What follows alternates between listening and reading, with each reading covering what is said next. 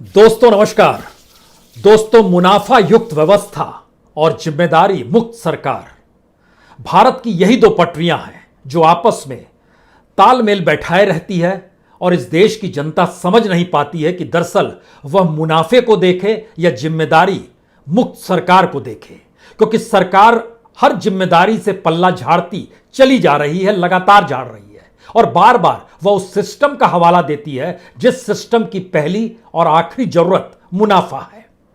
सरकार जिम्मेदारियों से जब मुक्ति की दिशा में बढ़ती है तो ऐसे में प्राइवेट सेक्टर आता है, और जब प्राइवेट सेक्टर आता है तो इसके ठीक समानांतर उसे मुनाफा चाहिए, वह जनता से मुक्त हो जाती है।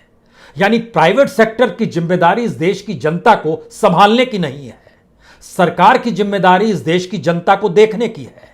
लेकिन जब सरकार ने ही सब कुछ प्राइवेट हाथों में देना शुरू कर दिया तो फिर सिर्फ एक शब्द इस सिस्टम और इस सरकार के भीतर रेंगेगा, वह होगा प्रॉफिट का।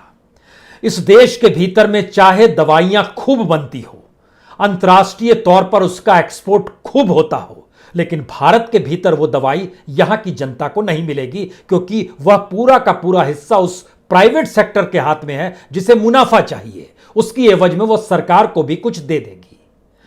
इन परिस्थितियों के तालमेल पर आज चलने की कोशिश कीजिए और थोड़ी देर के लिए इस देश के संविधान को भी आप भूल जाइएगा, क्योंकि संविधान ने तो आपको बहुत सारे अधिकार दिए हैं। जिंदगी जीने का अधिकार है, शिक्षा का अधिकार है, पर्यावरण से बचने का अधिकार है, संपत्ति का अधिकार है, पता नहीं क्या क्या एक अधिकारों की पूरी फहरिस्त है। लेकिन जैसे ही जिम्मेदारी मुक्त सरकार का जिक्र होगा और आपसे कोई सवाल कर दे इस देश में नौकरी कौन देता है, तो आपको जानकर हैरत होगी कि 100 में से 85 नौकरी प्राइवेट सेक्टर के पास है, 15 नौकरी सरकार के पास है। इस देश के भीतर में हेल्थ सिस्टम कौन संभाले हुए है, तो इस देश के भीतर में लगभग 72% हेल्थ सिस्टम का ढांचा प्राइवेट सेक्टर के हाथ में है और बाकी बचा हुआ सरकार के हाथ में है।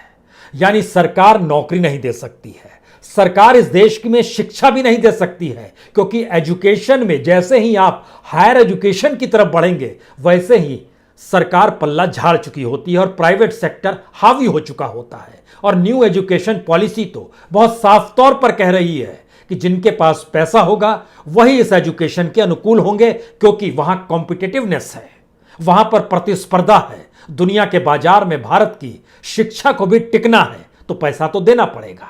और जनता की स्थिति बड़ी नाजुक हो चली है। जनता के पास तो एम्बुलेंस तक को देने का पैसा नहीं और सरकार भी एम्बुलेंस तक से पल्ला झाड़ चुकी है।